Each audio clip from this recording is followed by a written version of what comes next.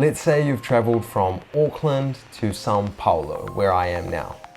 You have to wake up at 8 a.m. in Sao Paulo, which happens to be midnight in Auckland. That means that your body is secreting the hormones that prepare you for sleep, which is why you feel so tired.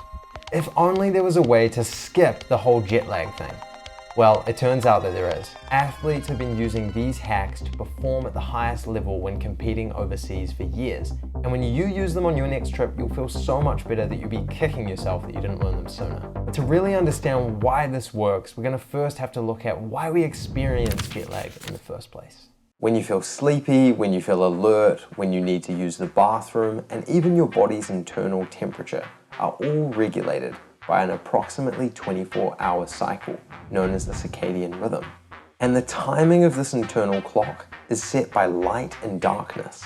Special cells in our eyes, when exposed to sunlight, signal to the brain and synchronize this entire system with the Earth's day and night cycle. But when we travel across time zones, it throws this entire system out of sync relative to our new time zone. But by understanding how this system works, and manipulating these light and dark signals, we should be able to adapt our circadian rhythm to a new time zone significantly faster.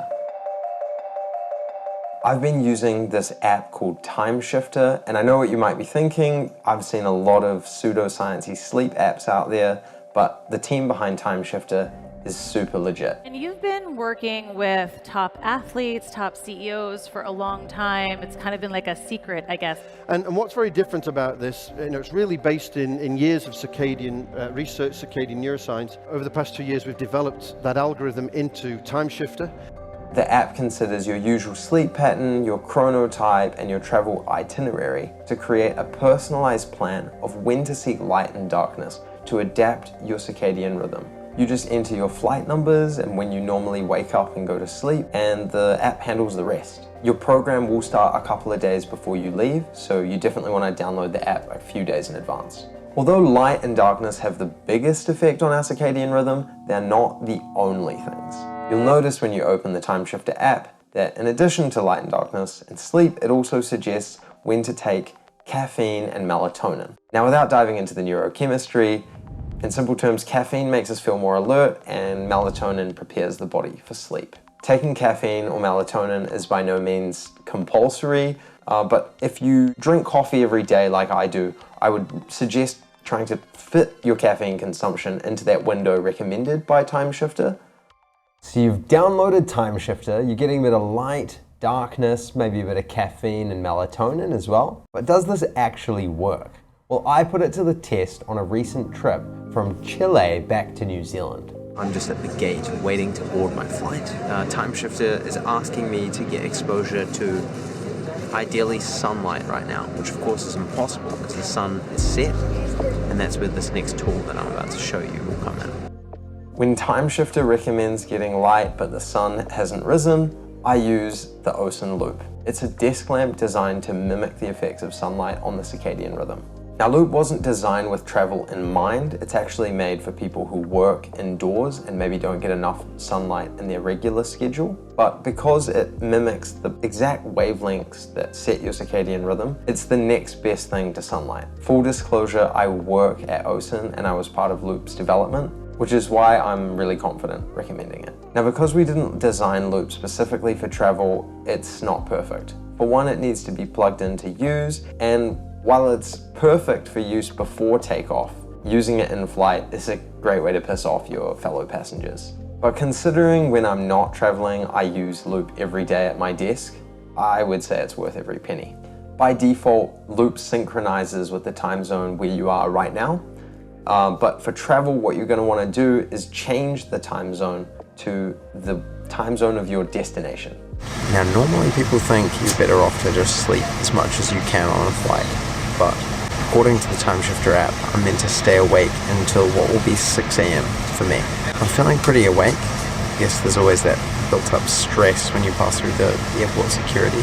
Yeah, I'm thinking I'll be able to stay up late reasonably easy, but 6 a.m. I think will be a push.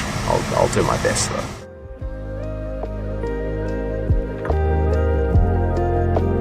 I'm just waiting for my bag now. which you know what that means. It means I'm in Auckland, we've arrived. It's like 6 a.m. or something here, which is kind of like mid-afternoon in Chile, the time zone I'm accustomed to. Yeah, I managed to hold out on the flight and then sleep later. So I'm feeling good now. I think the test will be how tired I feel this afternoon.